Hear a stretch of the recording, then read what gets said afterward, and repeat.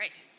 Okay. I just have to say I feel really privileged to have attended this symposium and have heard such amazing and really thoughtful presentations. And I feel a little bit humbled to be the last person to go. So I hope you'll indulge me for about probably slightly more than 25 minutes. And I think my talk is a bit different from what's happened before. And what I want to share with you today is some of the work that my lab and I have been doing, trying to use neuroscience to understand why we succeed or so often fail to control our emotions and behaviors. And some of those themes have come up in some of the other talks. So I'll try to highlight that as we go through. So really what I'll be considering today are these everyday temptations that we face, right? So we all experience it at the lunch line. And we need, in order to be healthy, for instance, it often feels like we have to struggle against this pull, this desire for fat and sugar, or, to be kind. We have to do the opposite. We have to recognize the feelings and care about the feelings of other people, and perhaps ignore our own selfish interests. And a huge question is why this often feels so difficult. In the last several decades, what are called dual system models or dual process models in psychology have become a popular way to explain and think about why these choices feel so difficult and why we so often fail to make good choices. And the idea here is that we have a hot emotional system that tends to be short-sighted and selfish, but operates really fast. And then we have a second system that is more coolly rational. It allows us to be virtuous, but unfortunately it takes a lot of effort and it's really slow to activate. And so the idea is that these systems compete for control of behavior, and unless the rational system activates strongly enough to overcome this hot emotional system, we end up being hedonists. Now, as intuitively appealing as this model is and as powerful as it has been in psychology, it has some issues, I think. And the largest one of this is that it's largely a conceptual model as opposed to a quantitative and algorithmic model. And it really, in some ways it anthropomorphizes the brain, just as I've done in this slide, which is it sort of treats these two systems as entities in the brain that whisper in our ears or maybe even yell, telling us to do things, right? Eat the cupcake, don't do it. But of course, we know through decades of study that the brain doesn't literally have two homunculi running around inside of it competing for control. And rather, we know that the large-scale activity in different brain regions actually represents the aggregate responses of millions of neurons firing in noisy and probabilistic fashion, just like this. So as our understanding of these neural computations and their functions has grown, I think we're starting to shed new light by considering this idea onto the questions of why temptation often feels like a battle between our emotional and rational selves, and what we might do to make that battle easier. So today what I want to do is to share with you 3 principles from neural computation and these neurocomputational insights that I think have fundamentally important implications for understanding decision-making and for recasting our understanding of the relationship between feeling, thinking, and self-control. So the first principle, which I'll refer to as evidence accumulation to bound, has to do with how the brain makes decisions in the face of noisy firing of neurons. And what we'll see from this is that a lot of the evidence that seemingly supports this divide between fast, automatic, and hedonistic systems and slow, rational systems might be suspect. Not wrong, but sometimes not exactly right.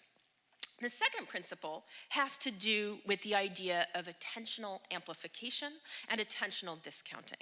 So this is a notion that simply attending to something amplifies the neural representation of that thing in the brain, and that this can have really interesting and sometimes counterintuitive implications for when and why we choose the things that we do.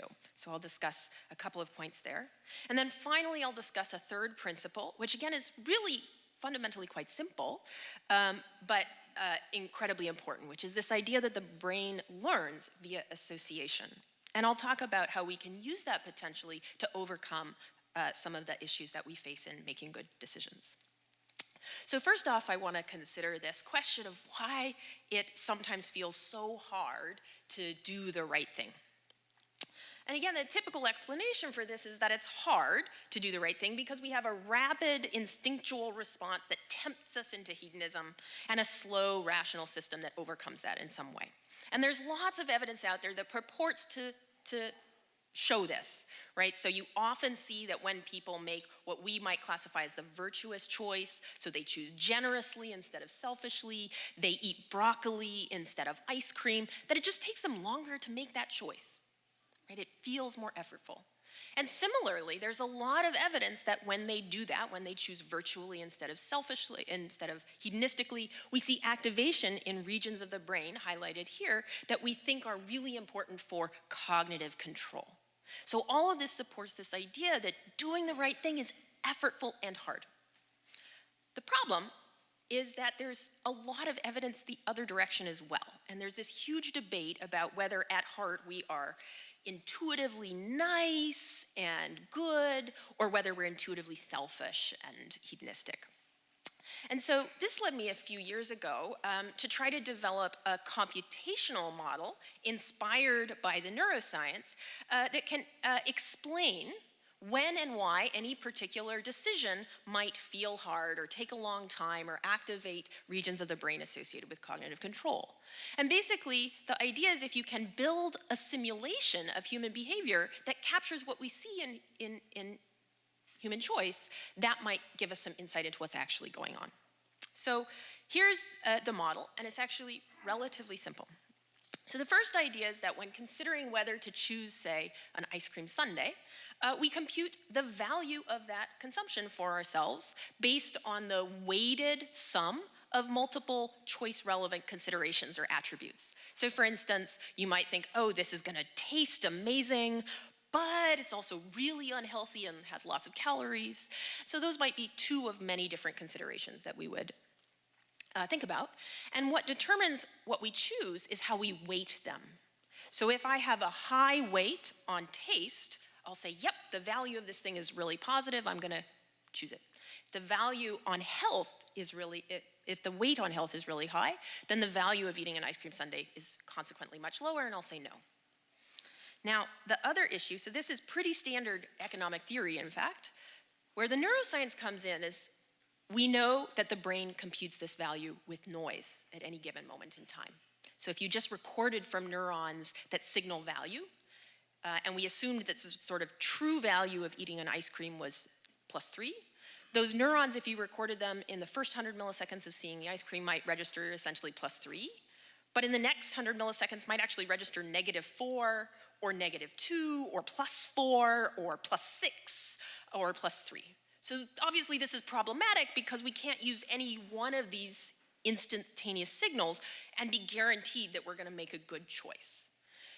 So there's quite a bit of work, both theoretical and neuroscientific, suggesting that the brain has a solution for this, which is that what it does is instead of taking any one given sample, it samples repeatedly over time and essentially accumulates evidence for or against making this choice. So what this would look like is that it would start to accumulate positive evidence, it might go down, it'll fluctuate around a little bit, but eventually the noise will tend to cancel out and the true value will be obvious. And as soon as it passes a predefined criterion for how strong that accumulated evidence has to be, that's when we make a choice. Now this model has been incredibly powerful and explains things like how long it takes us to make a choice. And it explains features like why it takes us longer to make a harder choice than an easier choice. So for instance, imagine that the value of our ice cream was not +3, but +7. Now, the evidence will accumulate much faster toward the bound, and we can make a choice much faster. Now, there's also one other feature of this system that's really important, which is having really great evidence is not the only way to make a fast choice. You can also lower your bounds. Just more liberal criterion. Now, this won't tend to change the really strong evidence, but for weak evidence, it's much more likely that you might choose the wrong thing just because of noise in your system. You might pass the wrong boundary. So that's the idea. And what's really nice about this model is we can simulate it using a computer, and instead of doing the laborious task of bringing in hundreds of undergraduates into our lab and having to study them for hours and hours, we can simulate a person making thousands and thousands and thousands of choices in half a second. And what we can do is essentially build up probability distributions of the likelihood that a given person might choose to eat the ice cream or not, and how long it would take them to do that. And what we see is that these models are shockingly accurate at predicting what people will do. So here I'm just showing you predictions of the model and observations for both how likely it is that somebody will choose different foods and also how long it will take them to choose those different foods. And this model also captures neural activation quite well. So we can see in the brain these signals that look like you're accumulating evidence up to a fixed point, and then at that point you make the choice. So what does this have to do with self-control? Well, one of the things we noticed almost immediately was that our model made really interesting predictions about when and why it'll take a long time to make a virtuous choice. And the model said, look, you actually don't need to assume fast and slow systems to have it be the case that it takes a long time to make a virtuous choice. All that is necessary in this model is that you care slightly more about sort of hedonistically oriented attributes like taste or like yourself than you care about other attributes. You don't have to not care about those other attributes. You just have to care about the hedonistic ones more. And as soon as you get that, our model says generous choices, healthy choices, far-sighted choices will take longer. But there's a corollary, which is that the opposite is true if you simply weight those virtuous considerations more strongly. So if you consider the other person more than yourself, or you consider health more important than taste, that will actually reverse the association. So now it should be faster to make a virtuous choice than a hedonistic one. Now, of course, this is actually the opposite prediction you would make if you're operating in a dual systems framework. You would say, if we take somebody who normally only eats ice cream and we say, focus on health, that should be hard. It should take much longer for them to make those choices because it's not the default. And our model says exactly the opposite. Focus somebody on making healthy choices and those healthy choices will now come easily. So we can test that. And that's exactly what we did. So we did it in two contexts. We studied an altruistic choice. What we did was we first had people make a whole bunch of choices about whether to be nice to somebody else. And we noticed, as is often observed, that it took them longer when they made a generous choice compared to a selfish choice. But now what we did is we said, let's just change your attentional focus. Let's have you focus on ethical reasons for giving or on your partner's feelings and ask, does that take longer now to make a generous choice or less time? And the answer was perfectly in line with our computational model. If you're focusing on the ethical reasons for giving, the choice difference goes away. And if you're focusing on your partner's feelings, now it's actually harder to make a selfish choice than a generous one. Same people who initially look like it's really hard to be generous now look like it's really hard to be selfish. And we saw essentially identical patterns in a food choice task, where normally people value taste more than they do health. But if we just give them a prompt that says, think about the nutritional value of your foods, it suddenly becomes much easier to make a healthy choice. And we saw this not only for response times, where focusing on sort of virtuous attributes completely reverses which choice is harder. We also saw that in neural activation. So in exactly these regions associated with cognitive control, simply focusing people on virtuous considerations flips the association between choice and cognitive control. Okay, so that's lesson one. And I think what it says is that why it sometimes feels hard to do the right things is we're not focusing on, we're not valuing the right things. And that just makes it hard. So that's not mind-blowing, I suppose, but it does raise a further question, which is, what does it actually take to focus on the right things? Okay, Cendri, sure, tell me to focus on the right things. Why can't I do that? So what I want to do now is sort of talk about the other principles of neurocomputation that might help to explain that. And the first one is this idea of attentional amplification or discounting. So of course, when we're choosing between items, like say, eating a delicious ice cream sundae versus a slightly less delicious but nutritional spinach smoothie, say, the way we make this choice is, it's not like we just instantaneously make it. We have to look at the options, right? We have to say, okay, what am I choosing between? And I don't know about you guys, but for me, I often go back and forth between them until I finally make a choice. Now, this attention piece turns out to have really important consequences, because it turns out that in our models, we can capture this choice generally as simply saying, let me compute the relative value of eating an ice cream sundae versus the relative value of eating a spinach smoothie. But attention plays a really important role, which is we know that when people attend to things, it amplifies the neural signal associated with that thing. And in this context, what that means is if I'm focusing on the ice cream sundae, the value of drinking a spinach smoothie is muted in my value computation. And if I'm simply now looking at and considering choosing a spinach smoothie, the value of eating an ice cream sundae is muted in that evidence accumulation process. And of course, if I'm not looking at anything, both of them are a little bit muted. Now, why is this important? Because if what we're doing is accumulating evidence continuously over time, then what we look at and how long we look at it might bias our choices. So if we're going along accumulating and we're first staring at the ice cream sundae, we're accumulating evidence toward the sundae. As soon as we focus on the spinach, we're accumulating slightly more toward the spinach. And again, if we flip back, now we're accumulating toward the sundae, et cetera. And the idea is that, of course, as soon as we cross a threshold for either choosing the sundae or the spinach, we make a choice. But what you can show is that you can bias what people will choose simply by forcing them to look at one of these options instead of the other. That's it. Visual attention, that's it. This is actually, I think, one of the reasons why packaging in the supermarket is so bright, because it attracts our visual attention and makes us more likely to accumulate evidence in favor of objects that attracted our attention. Okay, so and of course a similar principle can be used not about deciding between two foods, but simply deciding about a single food, where now what we assume is that attention sort of flits back and forth between attributes like tastiness or health and nutrition and back towards tastiness, et cetera, et cetera. And what we attend to will bias our choices, as we saw. Okay, so on the one hand, attention seems to drive that valuation process.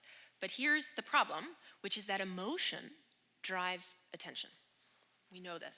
So for instance, and this is perfectly adaptive, right? If you're out on the savannah in evolutionary terms, it's quite useful to notice those things that could kill you or that could keep you alive, right? And so we think that the brain has mechanisms for immediately directing attention to the most relevant things in our environment. And of course, one of the most relevant things in our environment is food, or at least was. So there's a lot of literature showing that, for instance, if you have people just watching various objects, food stands out. They're much more likely to notice as streams of objects go by. If that object was a food, they're more likely to be able to report it. It grabs attention. It comes to consciousness more easily. And you can also show that people look more at foods if just given the choice. They tend to focus on foods. And interestingly, in obese individuals, that bias seems to be present even when they're not hungry. Whereas for normal weight individuals, that visual focus only is there when they're in a hungry state. So again, there's this idea that attention is driving valuation, and then of course, food might be sort of attracting our attention in ways that we might not actually want it to. And my own work suggests that it's not just about food attracting attention, it's also that there are certain aspects of food that attract our attention more than others and faster than others. So for instance, if you just ask people to describe what comes to mind as they consider different foods, the first thing they tend to mention is how delicious it is or how disgusting it is. Now, if you let them keep going, the second thing they might describe is how healthy it is.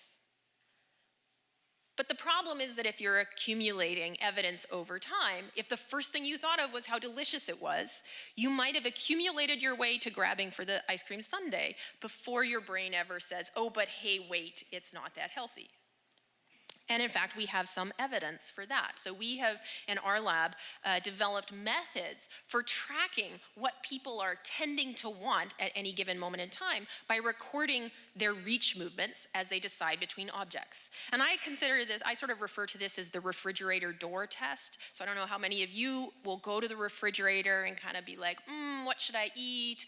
And then you're like, ooh, I'll go for some ice cream. And you start to open the freezer door, and even as you're doing it, you're like, I really shouldn't. And then you change your mind and you go for the carrots or the broccoli or the celery or whatever it is that you have that's healthy. So we can essentially track that moment of having reached for the ice cream and then reflecting and changing your mind using the instantaneous movements that people are making as they make these choices. And doing that, we can show that the tastiness of the food influences what you're reaching for about 100 to 150 milliseconds before its health value. But there are huge individual differences in this. So some people have a huge gap. Maybe it's, they think about taste 200 or 300 or 500 milliseconds before they ever think about health. And those are the individuals who seem to have the hardest time choosing the healthy option. We also can see neurally that taste tends to grab attention even when you're focused on thinking about healthy eating. So we ask people, hey, we're going to have you make some choices about foods, and please just really try to focus on how nutritionally beneficial this food is. And we record their neural signals as they're doing this, and what we can find is that there's a very robust representation in the brain of taste that is insensitive to what people are thinking about. It occurs right around 400 milliseconds. With this scalp distribution, I like pretty pictures and colors. And regardless of what you were paying attention to, this signal is there.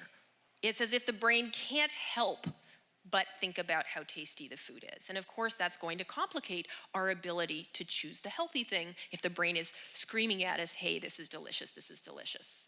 Or, hey, spinach is not that delicious, not that delicious. Okay, so that's the second principle, which is that attention matters.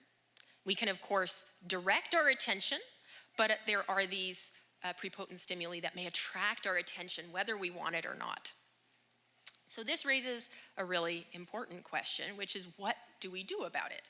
And that's where I want to turn to the last idea of neurocomputational principles that I think might help. And this is really the forefront of neuroscience right now, is this idea of training people to attend or to value certain stimuli or certain attributes over others.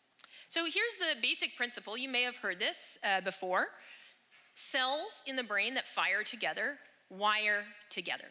So in other words, if two cells are firing at the same time, they tend to connect to each other, and now if one of those cells get activated, the other cell is more likely to get activated.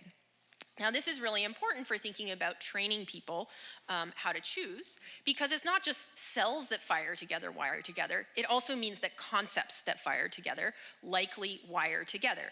So for instance, the idea might be if we can train people when they see broccoli to immediately think of how this will contribute to graceful aging, instead of thinking about how the texture is really not that great and makes me gassy or whatever it is. Well, of course, graceful aging is a positive concept. And so the idea is that we can now create a link between broccoli and this positive concept more directly. Similarly with an ice cream sundae, rather than it being associated with graceful aging, of course it's associated with early heart attack and death. So if we can associate the ice cream with this idea, which of course is negative, then we can, in theory, associate the ice cream more strongly with negative ideas and concepts. So this is the idea, but we don't know whether this works. Can we train ourselves how to feel? Can we train the associations so that the brain naturally supplies us with the right association and not the wrong one?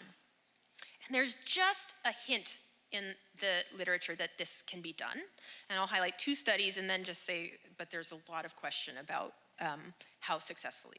So one study was done in the domain of emotion regulation. So not food choice, but just asking, look, can we train people not to respond really strongly to threatening images? And what the researchers hypothesized, based on this idea of cells firing together, wiring together, is that a single moment of emotion regulation might not be enough to really cement that association. What you really need is repetition of the associations. So what they did was to test this idea, they presented people with emotionally evocative pictures, and the individuals were told to try to think of reasons not to feel upset by it. And they did this either once, or for some pictures, they did this 4 times, not all in a row, but sort of bringing the picture back, practicing, reappraising this picture, thinking about it differently, etc. And then what the researchers did was they looked at activity in a region of the brain called the amygdala, which is incredibly important for emotion and physiological arousal, and clearly activates very strongly to threatening images under normal circumstances. And what they did was they looked at what happens if you now, after having done this training with either 1 or 4 repetitions, you now look at what happens when you just present that image again and don't tell the person to do anything. Just say, hey, just respond naturally, however you feel. And what they found was that the amygdala responded quite strongly to images that were threatening and had only been reappraised once. But for images that had been reappraised 4 times, the amygdala response was considerably lower upon representation.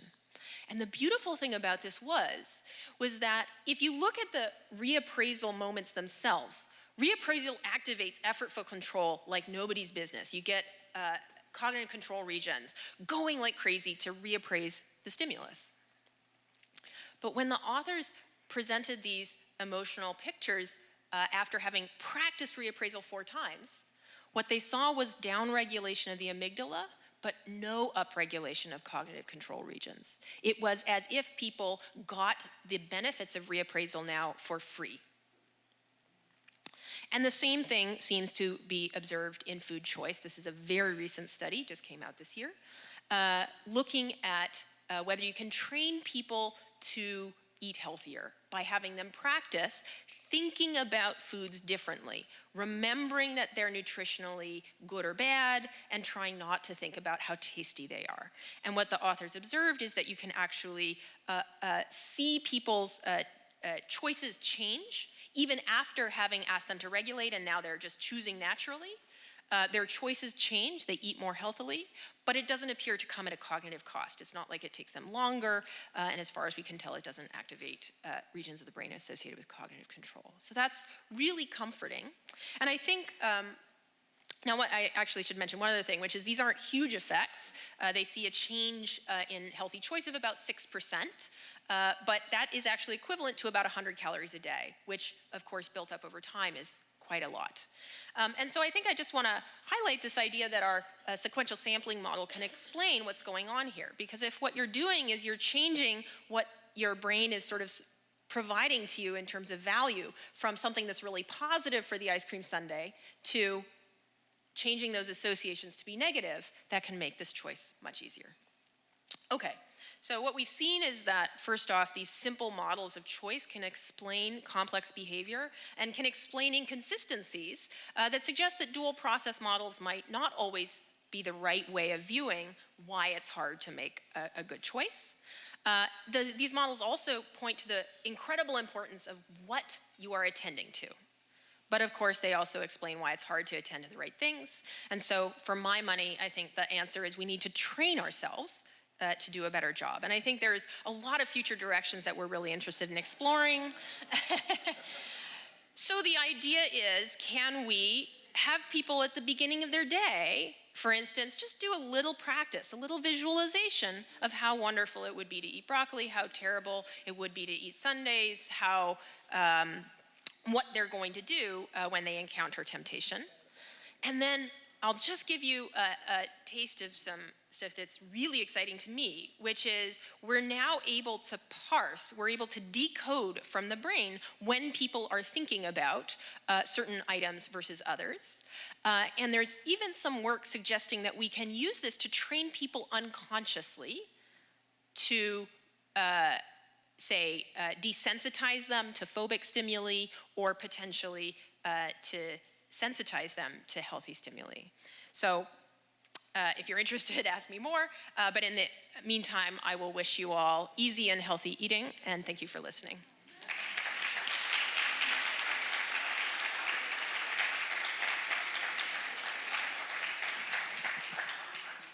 So now we will have 15 minutes of questions.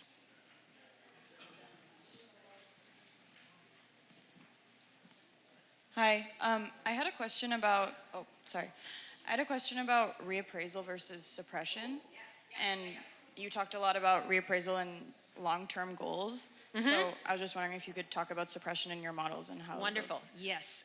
So you asked about reappraisal versus suppression, and Judge Malloy also mentioned this. So the difference between reappraisal and suppression in psychological terms is that reappraisal involves thinking about the stimulus differently, whereas suppression typically involves just not expressing our desires and feelings, either on the face or even in our behavior. And so my work suggests that both are present at the same time. So, and I think what we have evidence for is that when you look at people trying to control what they eat, for instance, you can see that sometimes when they're trying to control what they eat, they're able to change those underlying values. I think because they have managed to redirect attention to the attributes that matter, that are goal consistent.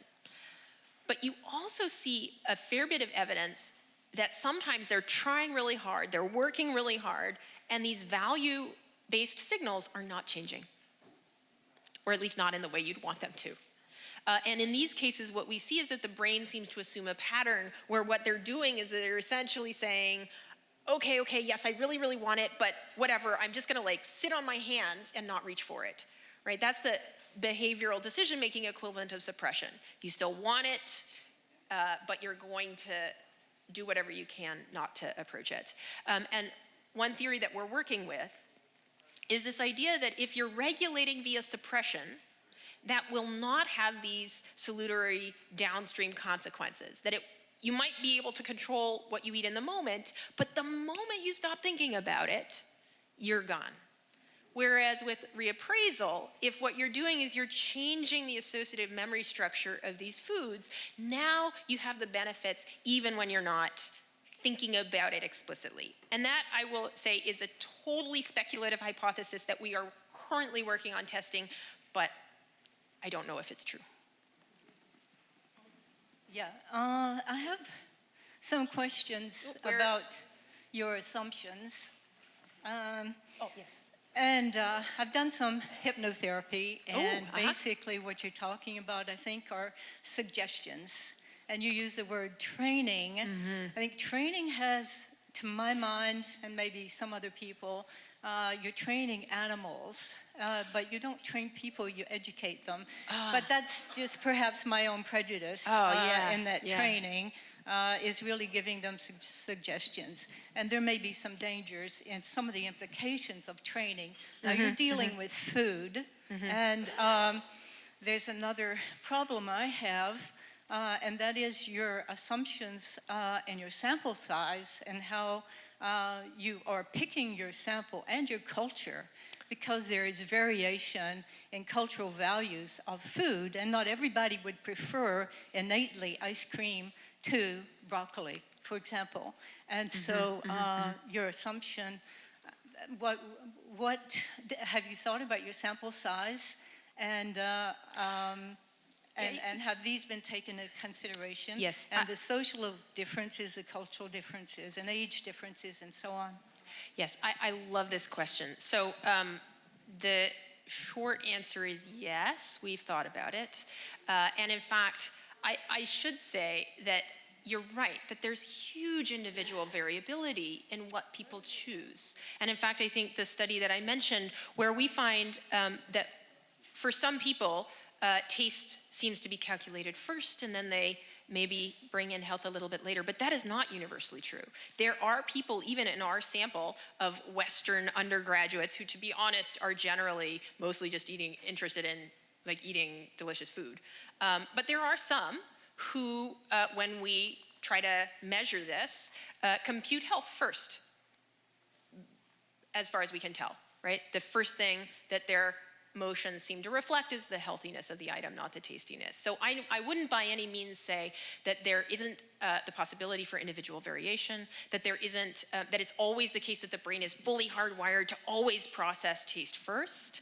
And in fact, one of the things I didn't mention is that we can show that when you ask people to attend to healthy eating, even though we still see that sort of stereotyped response for tastiness in the neural signals right around 400 milliseconds, we actually, when people are explicitly focused on health, see an earlier response that seems to code for the healthiness of the item. So right around 300-ish milliseconds, we can decode the healthiness of the item. So I think what we're doing is we're not changing the fixed sort of consideration of taste, at least in these participants, but we're bringing in health earlier.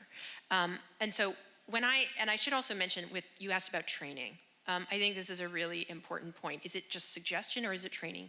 And for my money, I would say it's actually training. So in the study that I cited here, it wasn't enough just simply to mention to people, hey, it's really important for you to think about healthiness. Here are all the reasons why you might want to eat a healthy snack instead of an unhealthy one. The research does not say that that's enough. To get those effects, they had to practice it, and they had to do it more than once. So whether you want to think about training as like an animalistic, like we're just treating people like automatons, or whether you want to think about this as, education, of course, requires repetition and practice to really cement it in anything, right? It's not just enough to say once, hey, do the right thing. You have to practice it every single day to make that a habit. And so I think that's how I view it. It's not training in the sort of just, click and reward animal sense, but helping people to lay down the neural pathways that make this the default response. You're talking about food, okay? Now I've got grandchildren. I take them out, and I know they like. But if you're not used to that food, let's say you go into a family in a different culture and they present food in front of you. You have no idea what it tastes like. Okay, you're looking at that food and you're saying, wait a minute, that doesn't look very appetizing. So how much does the senses, like your primal being, look and take that into consideration? I mean, I remember when I was a small child, I had an Italian friend, he brought me over, his old man fed me pizza. I had no idea what pizza was like. I looked at it and went, that's god awful, I don't want to eat that. And then after I had it, it was like, oh, I'm going back tomorrow. Yeah. So how much does that have to say about, your experiment? Great question. So I think, first off, there's some work showing that the way we evaluate new foods is often, as I mentioned, by this principle of association. So we can see what the food looks like, and of course that triggers similar ideas, right? So if I haven't ever eaten pizza, but I have encountered hamburgers, for instance, and I can see that the cheese or whatever this thing is on the pizza kind of looks like the melty stuff that comes in hamburgers or cheeseburgers, I guess, then I can actually use that to project what this thing might taste like, right? And similarly with foreign foods, I think the issue oftentimes is that at least sensorially, the way they look, often the only associations there are not great ones. And so that might be partly why we often are like a little bit hesitant. But then of course what happens is if you taste it and it is delicious, now what you're doing is you're training the brain to associate those visual sensations with something really great. And so you'll start to love the look of this thing, right? So, food pornography is exactly that, right? Where we're making this food look so beautiful because because those visual associations now trigger the taste idea as well. And so I'll also say one other thing, which is that not everybody is afraid of new foods, right? This again is also an individual difference. Some people love to try new stuff. And then other people are sort of neophobic and they're like, oh, all I want is my, hamburger and fries. Thank you very much. So, yeah. I didn't understand the first category, which is evidence accumulated to bound. To bound, yes. Now, what does that mean? Good. Okay. So thank you for that opportunity to clarify that. And I'm sorry if I didn't explain it perfectly. So the idea is that because individual moments of value, individual signals of value in the brain are somewhat noisy, what we might want to do is, instead of just relying on a single signal, we would rely on multiple signals. And science, I think, works the same way, right? So if you have a theory that says, whatever it is, and you produce a study that says, we found some evidence for this, you don't immediately go out and say, this theory is true. You say, let me collect another piece of evidence, and let me collect another study, and let me collect another study. And I'm only going to be satisfied that this theory is really true if, say, I find 10 studies in a row that all say the same thing, or that I find at least 9 studies and only one that doesn't support it, right? So I've established a subjective criterion for myself of how clean that evidence has to be for me to accept the theory is true. And the brain on micro scale, right? Of course, studies take months and months and months to run and to years to publish, but on a micro scale, what we think is going on is that the brain is essentially hypothesis testing, right? It's like, okay, let me take a sample of evidence about whether this food is good. And if the sample says it's good, well, that's not enough. I need at least 1 or 2 more samples that all go in the same way.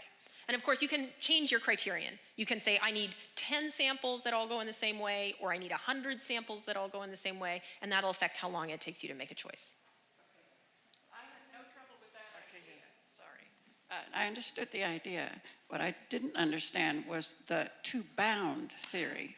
And was that, I wondered, the leap above the threshold for choice? Yes. So it's interesting. So what you'll see is in neural signals, you'll see this sort of ramp up of evidence to generally, in the brain, you'll see neurons hit what seems to be a threshold, right? As soon as they are firing at such and such a rate, that is the moment when either the human or the animal will make their choice. And in this case, if you have 2 options that you're deciding between, you essentially have 2 bounds. One that you have to hit to say it's this thing, and one that you would have to hit to say it's this thing. And of course, what those bounds are depends on the context, either yes or no, or this one versus that one, or right versus left. And there are ways to modify this so it's not just 2, but 3 or 4 or 5. Yeah. How does the availability of choices would affect our behavior? Ooh, can you say more what you mean by availability? Okay, if we consider food as you made the example, I remember as a child, junk food hardly existed. Ah, Okay. yeah. So anything we had was between a good or a better. Now everything is available, and in fact, more junk food is available easily, readily to get it. So how does our behavior affect that? Wonderful. Yes, so the question is, given our sort of abundant availability of foods that are bad for us, like how does that affect things? And I think that the idea is, if you take this seriously, that availability is really terrible, because the idea is that the brain essentially doesn't know how to fully stop evaluating stuff, right?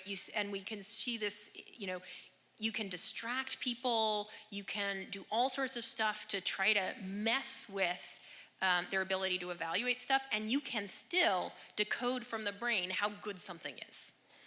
And you can predict whether people will choose it later. And so I think what the brain is doing is essentially going around nonstop, potentially at low levels, but also at high levels if you're trying to do this. It's going around nonstop saying, is this good, is this good, is this good, is this good?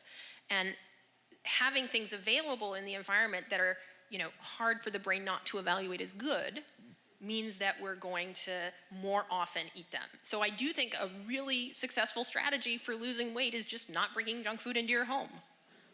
Not rocket science. Yeah. Which one? Do you have one? Over here, but who hasn't spoken yet? I think this gentleman hasn't spoken yet. Hi.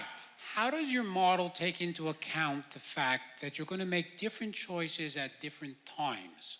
So as an example, you may choose broccoli over the ice cream sundae at lunchtime, but you know that at night you may have a different kind of preference. Okay? So how does the model sort of take into account that kind of change? Lovely. A couple of ways. So one of the fundamental, I think for me, one of the really insightful things about this model is that it says sometimes you might choose broccoli versus the ice cream sundae just purely because of the noise, right? Your preference might be fixed, but occasionally that noise will simply lead you to make the other choice. And in fact, we've shown, and what that means is you're essentially making a mistake. Right? If you thought about it for longer, you might have preferred one thing versus another. And we can actually show that on trials where our model suggests, oh, this person probably made a mistake, that if we reverse their choice and give them something else, they show neural activation as if that's rewarding. It's like, ooh, having thought about it more, if I were able to reverse it, I would. And when we reverse it, it's like, great, thank you. So first off, choice variability can come purely because of noise. The second thing that can happen is, as you say, context matters, right? If I've been eating ice cream all day, it may be the case that by the end of the day, all I want is just a nice, light salad. And so, of course, we have mechanisms that allow us to contextually value things based on hunger, based on experience, based on appropriateness, yada, yada, yada. So when I say, okay, we compute the value of the ice cream sundae as taste versus health, that's an oversimplification, obviously. So there are many other things that we can consider. And then, of course, the weights that we give these things are not fixed. They can be directed in a goal-directed sense, right? I can say I want to value health more, and therefore I will try. But they can also be subject to even subconscious influences. Yeah. Well, we must thank you for a very interesting Suzanne, just a moment, would you please? And Suzanne Heady is going to take over the chairing of the questions, but while you're doing that, we suggest that you fill out your evaluation forms and leave them on the table. Thank you.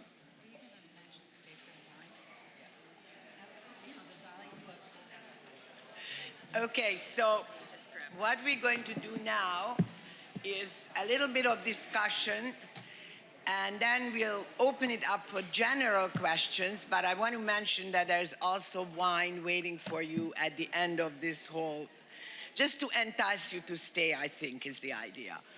So here is a little video. Leon Pepper, who is the manager of the faculty club, suggested this wonderful little video that you should see, which is related to the topic. Just turned off. Okay, so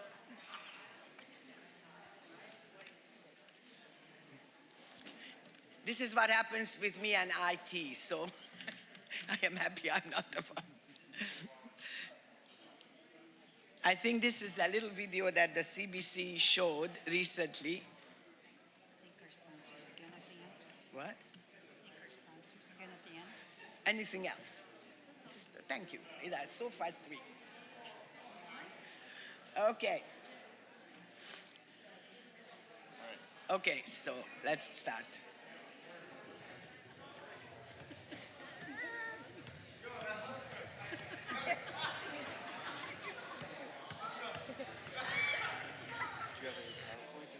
No, just this.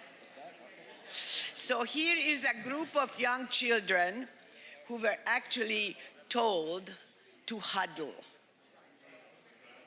And they actually ended up cuddling. And there is a video here that took over, and I don't know they are little basketball players, and what is interpreted to show is this kind of innate, maybe, attention for the children that they pay, and which is driven by their love for each other. And it was just a natural outcome from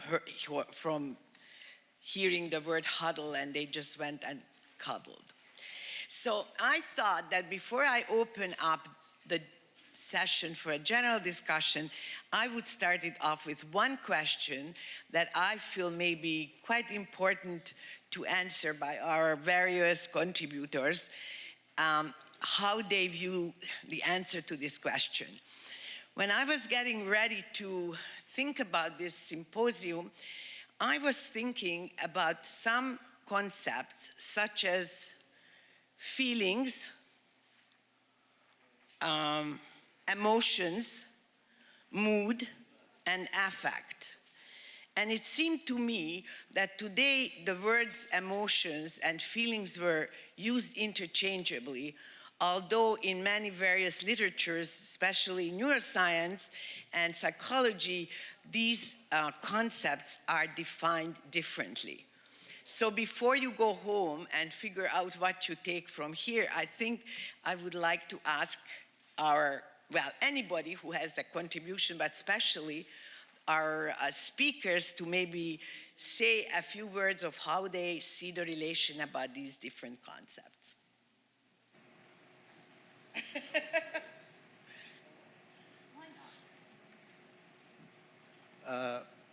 Okay, well, the word emotion only really came into use about 200 years ago, 220 years ago. And it came in with the beginning of the era of what we now think of Romanticism, where poets like Coleridge and Wordsworth thought of poetry as a kind of reflection on emotion. Before that, the terms were passion and affection. Sympathy was right there, but the word empathy didn't occur until about 100 years ago. So, feeling, yes, I think that goes way back. But what's the difference between feelings and emotions? I think I'm going to get you to answer that. Okay, I will give it a try. Okay, so I think that mood is something kind of not necessarily an immediate stimuli, a reaction. It's an affective reaction that is kind of lower but persistent. I think emotions, and this is not just me, there is a scientist who wrote about this quite a lot, his name is John Voris, who would suggest that emotions are more intense and more temporary. Feelings, on the other hand, are more low-key, but they are sustainable. And one of the examples that I really love is the difference between love and lust.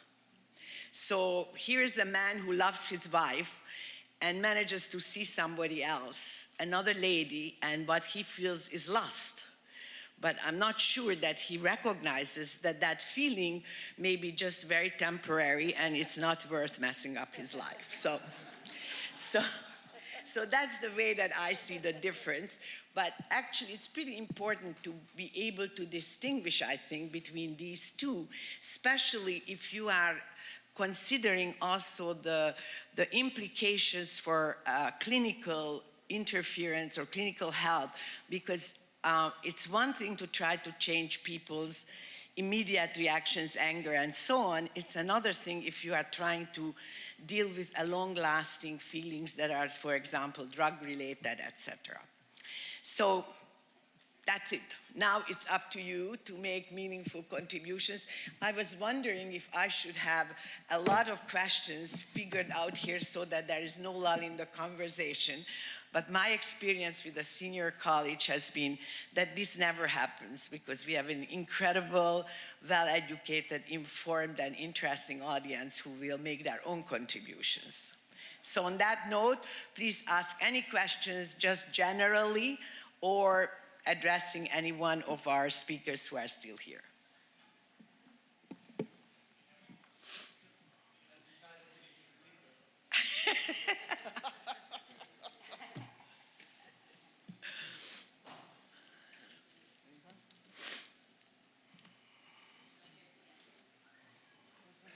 They're doing it.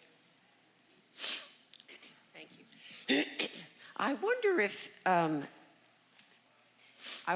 if one or more of our speakers might elaborate more on emotional intelligence. What is it, and why is it absolutely vital? Someone said it's far more important than academic achievement. Thank you. Keith? Keith. Oh, you go there. I guess I keep coming up here because I'm the author of the standard textbook on emotions. Exactly. Exactly. Right, emotional intelligence was invented by a couple of people, I don't know what, 25 years ago? Salavi, who became the president of Yale University, and another... Sternberg? No, not Sternberg, someone else. And the idea of emotional intelligence is understanding not just your emotions, but other people's emotions as well. And so that rather than just focusing on intellectual skills, really, what you're really focusing on is your interactions, emotion-based interactions with others.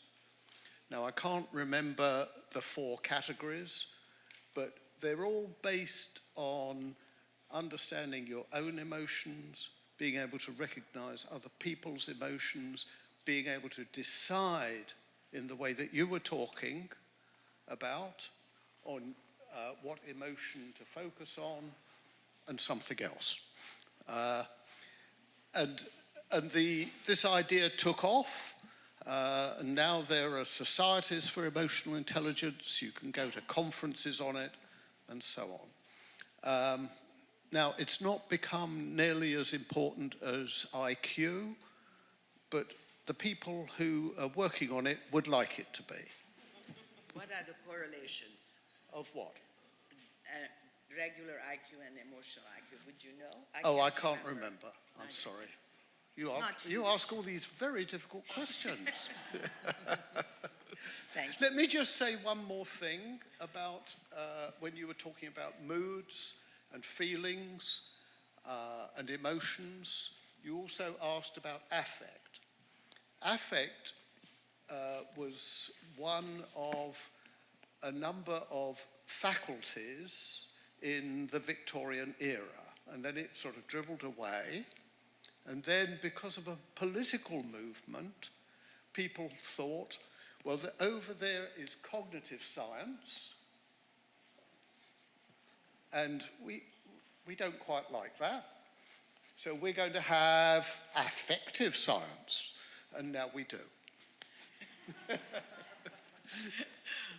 Okay.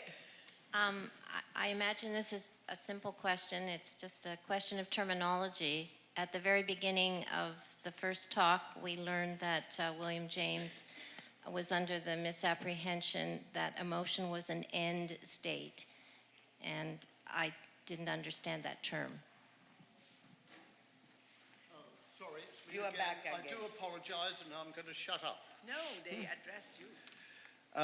Well, William James thought that just as we have perceptions of the outside world, and we see that as vision and hearing and taste, so we also have perceptions of our insides, which are do with the movements that we're making, what's going on in our abdomens, what's going on in our autonomic nervous system. And he thought that, and he proposed that, and a Danish person called Langer agreed with him, that an emotion is a perception of these internal states.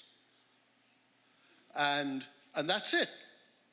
And it didn't have any other effect. And so his idea was that if you're walking around in the forest and you see a bear, then it isn't that you are frightened and then run. What you do is you run, and then the feeling of doing that is frightened. And shall I tell you something? Although people still believe it, it's not a particularly good theory. And the evidence for it is about that much. Charles? I happen to have read a number of books recently, which, as I put them down, I almost quiver because the emotions have gone up and down, and reading a book can be very emotional if it's well written. But I'm wondering if you find, I don't have that effect after a movie. I find that a movie or a video clip or social media kind of dumb down emotions. Would anybody like to comment on that? I think that maybe you want to comment on that?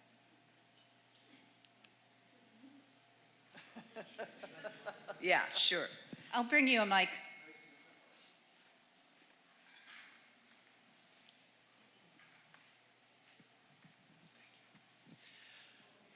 I hadn't really thought of that before, the idea that certain media forms could elicit emotional responses differently in different people. I don't know if that's a question of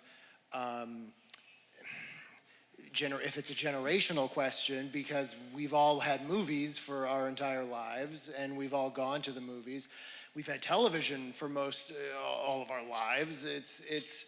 I think it's a question of what media form speaks to you individually more than anything else. Maybe you have a deeper connection to literary forms, and that emotional connection to character and to plot and to broader historical ideas seem to speak to you better than a representation of that, a dramatic representation of that, be it a live theatrical play or a film. Or a radio drama. I feel like that, I think each of us bring to it a certain set of expectations and a certain set, I think, of just, I don't like the word innate, but yeah, it feels like I just simply connect better to, for me personally, I connect better to film, right? I feel that this idea of empathy that we're talking about today, I feel that much, much more watching a film, whether it's fictional or documentary, than reading about it. Because reading about it, to me, there's a level of a wall between me and the subject, because I'm imagining it as opposed to being told it or shown it, right? Visual evidence seems to be much stronger for me. So I think that just varies with possibly the individual. Perhaps the judge would. Yeah, maybe I could remind some of you that one name that was associated with the University of Toronto half a century ago is Marshall McLuhan. And that Marshall McLuhan, who coined various catchy mottos, such as "the medium is the message," was very interested in the way in which it seemed that some media were hot and others cold. Now, I have to confess that every time I try to remember which is which, I get them backwards. But I think that part of the idea was that when you read a book, the way in which your imagination is creatively involved is, in some sense, perhaps more active than when all the work is done for you by what was it, that total werk, what was it, Kunstwerk? Yeah, what was it? Yeah, the whole of the work where every one of your senses is assaulted by just one more piece that builds this. And I think that there are some media which are in this way very minimal. And then the minimalist media, you might even say, perhaps encourage a greater ratio of means, of ends to means than the more extravagant media, in which the ratio of means to ends is very high, because, with all all that stuff, how could you possibly resist the emotional impact? But on the other hand, if you're reading a novel, well, you have to do some of the work yourself.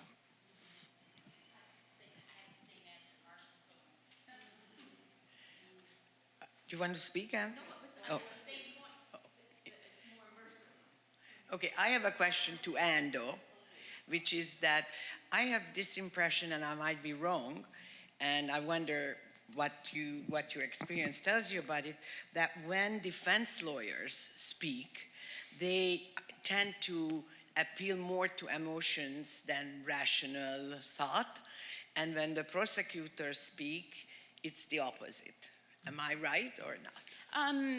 It varies largely according to lawyers, but the role of the Crown is very different in a criminal trial. They have to be even-handed, they have to be impartial, they present evidence that's for them and also against them, so they don't really it's not, they're pushing for conviction in the same way that the defense counsel is attempting to persuade that there is a problem. It's a very different burden of proof and a different ethical responsibility.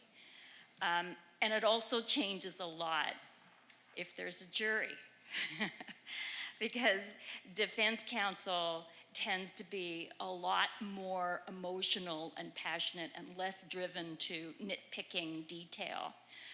That's what I was in thinking. a non-jury trial, they'll pick it apart more and say this doesn't hold up and that doesn't hold up and so on. Whereas it's more broad strokes when they have a jury.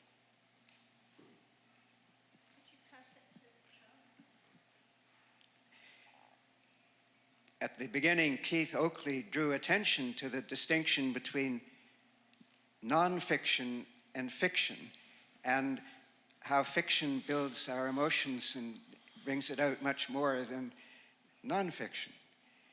And in my Christian faith, reading the scriptures brings out senses of comfort and encouragement, and also sometimes guilt and need for forgiveness. And I wonder whether it's helpful to view religious scriptures as yet another class which, in addition to fiction and nonfiction, which really bring out worthy emotions.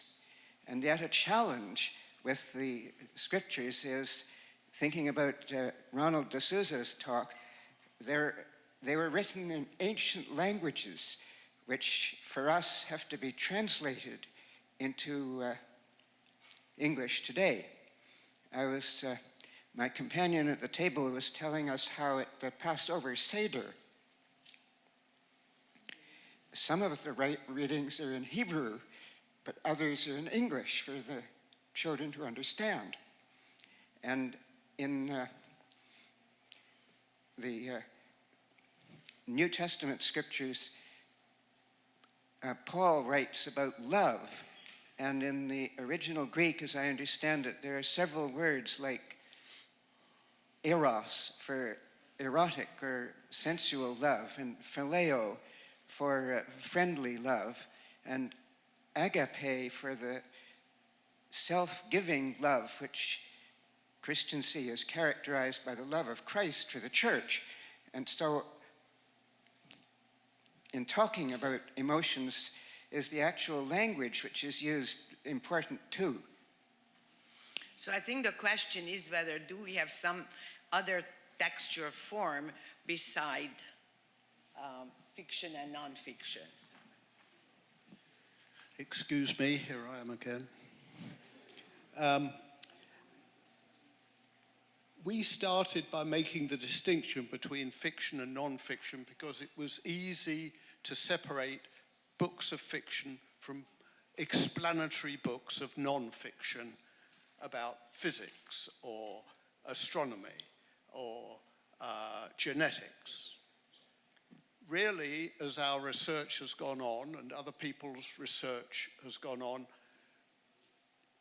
the category should be something like not fiction, but life narratives. And so really it's the content, it's people's lives and their interactions as compared with how things work in the physical world or in the biological world. And so that's the content that enables us to understand other people better, including understanding people in courts of law. Now, about the Bible, there's a rather wonderful book called The Book of J by Harold Bloom and David Rosenberg. What they did is to take the bits of the first 5 books of the Bible, the Torah, and look to see the original piece of writing before it got added in with other writers and redacted by a person called the redactor. They think it was written by a woman called Jay, who lived in the court of Solomon, and they argue that she was a kind of novelist, and that she wrote about what went on and put together what you're asking about, how people interact with moral issues. And so that would also be, you see, a kind of life narrative that invites us to reflect on what we're up to with other people. So I think that's the deep issue, is it isn't fiction or non-fiction, it's actually about the subject matter of what we human beings are up to with each other.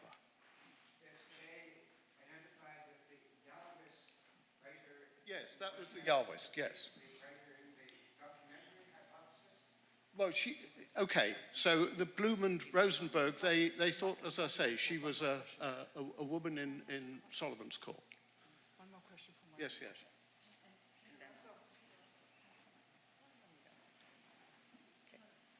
No, let's go. I just wanted, Ronnie, thank you. McLuhan thought radio was hot. It's over here. It's Peter, Ronnie. Over here. He thought, and TV was cool for the very good reasons you gave. And a lot of people had trouble with that, but I think it really made sense. You really engage when you're listening to radio. You really got to use your imagination and so on. TV, you just sit back and let the crap flow over you. Thanks, Ronnie. Okay, so are we done with the questions? Marty. As I listen to some of these talks, I think that the concern with emotion sometimes degenerates into the trivial. I think the question of whether we choose a sundae or a broccoli, and I don't want to be nasty to a talk which in some ways was very interesting, but I think it reduces questions of human value to something which is, I think, trivial. I think Judge Malloy, when she talked about emotion, was talking about very basic human values, that the things that gave her satisfaction and the things that gave my friend Charles satisfaction is his religious faith. It is the things that give us fulfillment, which is different from gratification. I mean, we may get gratification from a sundae, from a filet mignon, from a half hour of sexual pleasure, but we get more deep meaning from other things, from, in some cases, our religious faith, in most cases, from our children, in most cases, from the fulfillment of who we think we are. And I think the key question in a discussion of emotion is connecting that question of emotion with that question which is rooted in our family relations, in our childhood, and the way we develop our values, and that question of who we are and what gives us fulfillment. I don't think this is a question, is it? Or this is your comment, right? Okay, so before we close, we are just about the end. I just want to suggest that what I really would like you to also acknowledge that only, I think maybe Cendri touched on it, that the current very up-to-date neuroscientific evidence really shows that our systems are not either cognitive or emotional, but that in the brain there is a huge interaction networks that actually consistently and continuously interact. Cognitions can affect of your emotions, what you feel, and on the other hand, your emotions often can regulate what you remember, like the cognitive aspects, your memory, your attention and perception. So the systems, rather than being separated as old times viewed it, we now know, based on very current neuroscientific evidence, that the areas in the brain, as well as the processes, the psychological processes, are interwoven between cognition and emotion. And on that note, I wish you a great leftover day, and thank you for coming. And we want to one more time acknowledge our thanks to our donors, and see you next year.